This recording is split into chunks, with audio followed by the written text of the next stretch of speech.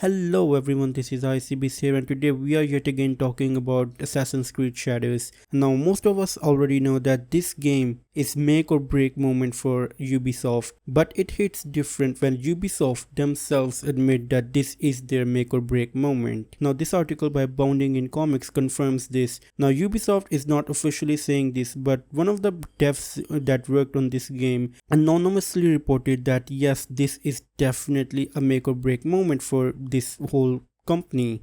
That person goes on to say, if the game performs moderately, we are in trouble. So if this game just goes out and it receives like moderate, lukewarm, reception, Ubisoft is in trouble. If Shadow sells very well, we will be able to start breathing a sigh of relief. Now one more thing to note is that yes, this game was delayed for a month, but the developer says that the team really needed the time to finish working on that game.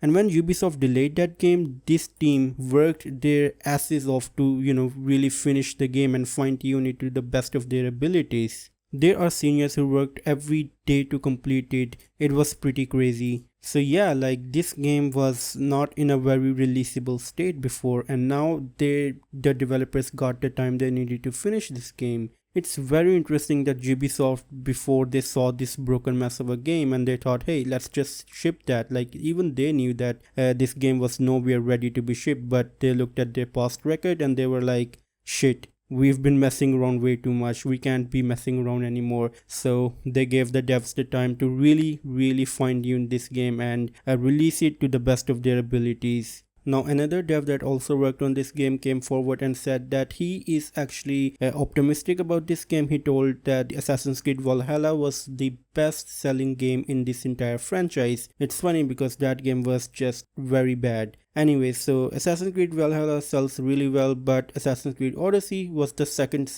best-selling game in the entire franchise. Now Assassin's Creed Shadows' pre-order numbers are nowhere near Assassin's Creed Valhalla's, but they are up to par with Assassin's Creed Odyssey. And the dev goes on to say that already if it sells like Odyssey, which is the second best-selling game of all time, we'll be happy. So yeah, like whether you like this game or not, this game will actually end up saving Ubisoft. And you know what, I really hope that Ubisoft gets bailed out by this game. And like most people, I really like playing Assassin's Creed games, and I really hope that Ubisoft is able to pull this one off. A lot of people hate Ubisoft, but I do think that Ubisoft is kind of an okay company. Like I know that this company is very greedy with its monetization and whatnot, but I do think that this company listens to the community. Like whenever the community gives a Ubisoft some shit, they actually listen and they make changes, which I think is a great quality for a company to have. Like there are a lot of YouTubers that openly say that some of the Ubisoft's games were really terrible, and they very heavily criticize Ubisoft, yet Ubisoft collaborates with them and they give those people the codes to review their games, which I think is pretty neat. Like I'm not saying that Ubisoft is like the best